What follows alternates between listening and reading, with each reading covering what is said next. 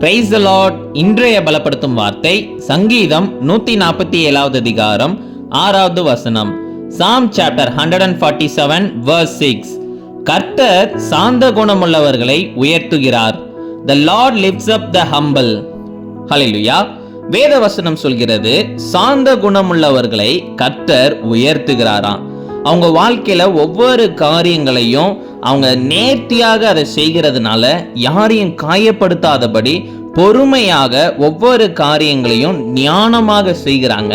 கர்த்தர் அதை பார்த்து அவங்க வாழ்க்கையில் உயர்த்துகிறார்.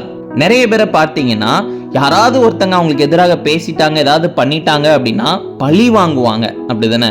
ஆனா கர்த்தருடைய பிள்ளைகள் சாந்த குணமுள்ளவர்களாக இருந்து அவங்களுடைய வாழ்க்கையில யாராவது மனுஷங்க ஏதாவது தீமை செய்தாலும் கூட அவர்களை மன்னித்து அவர்களுக்காக ஜெபிப்பார்கள்.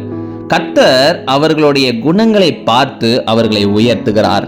அதனால இந்த நாளிலும் உங்களுக்கு எதிராக யாராவது ஏதாவது பேசிட்டாங்க, ஏதாவது செஞ்சிட்டாங்கன்னா கோபப்படாம அவங்கள மன்னித்து அவங்கள ஆசீர்வதிச்சு ஜெபம் பண்ணுங்க. கர்த்தர் உங்களுடைய வாழ்க்கையில அதற்கான அந்த ரிவார்டை தருவார், உங்களை உயர்த்துவார். நம்ம எல்லாரும் கண்களை மூடி ஜெபிக்கலாம். எங்களை நேசிக்கிற நல்ல தகப்பனே, ஆண்டவரே இயேசப்பா, பிள்ளைங்களை ஆண்டவரே நீங்க பாதுகாத்து வழி நடத்துங்க. ஆண்டவரே இயேசப்பா, சாந்த குணம் உள்ளவர்களாக ஆண்டவரே வாழ பிள்ளைங்களுக்கு உதவி செய்யுங்க.